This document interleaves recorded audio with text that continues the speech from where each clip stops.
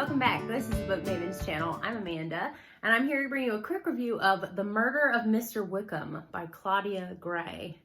So I, of course, was immediately intrigued by the title because it's Jane Austen characters, and I have to say I was utterly delighted by the book overall. So it finds a way very quickly to bring all of the Austen couples and a lot of the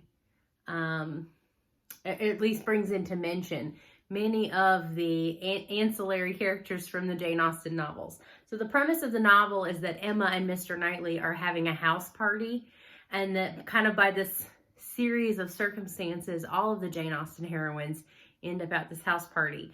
And I know it sounds like it would be very contrived and maybe very artificial, but it actually didn't feel like that to me. It felt kind of in keeping with the way that people would get invited to house parties at the time.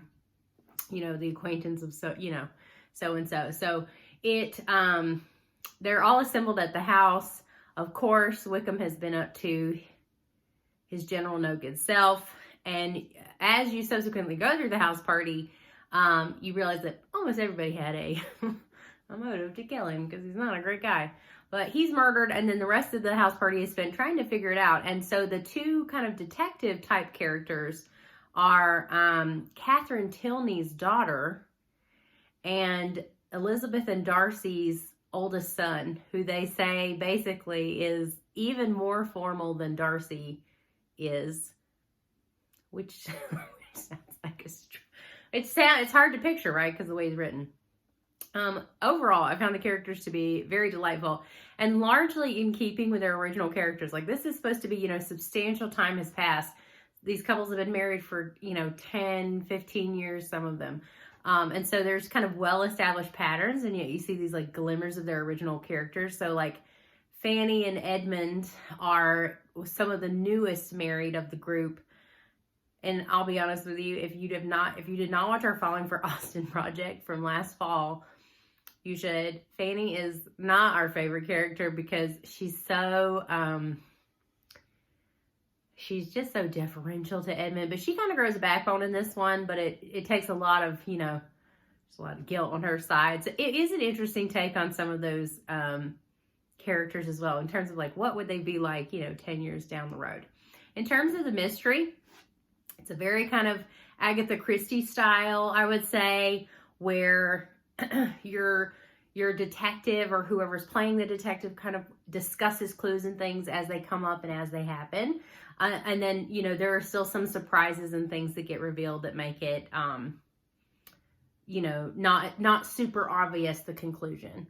So if you have someone in your life who loves Jane Austen or is just a casual enjoyer of a mystery, this was a really good easy read. I took it on a trip. I finished it in one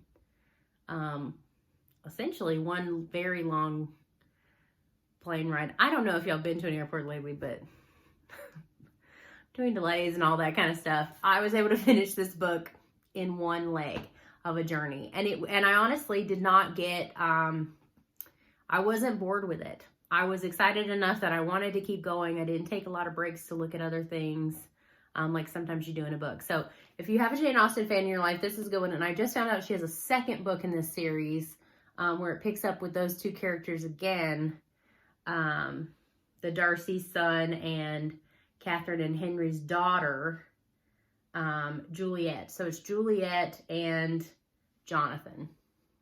Of course, alliteration. So there's another book in the series, and I liked it enough that I actually put it on my wish list for Christmas. So this one's a really good one. And also I think this one would be a really good gift-giving book because it's low stakes. The characters are familiar.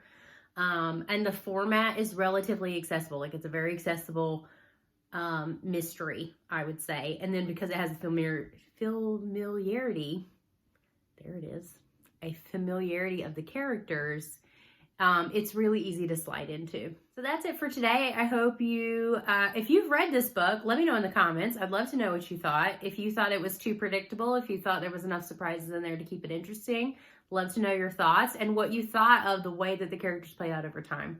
I really want people to read this so then they can tell me if they like agree with the way Elizabeth or Catherine Tilney or any of them get portrayed moving forward. I'd love to know your thoughts. Let me know in the comments. See you next time. Bye.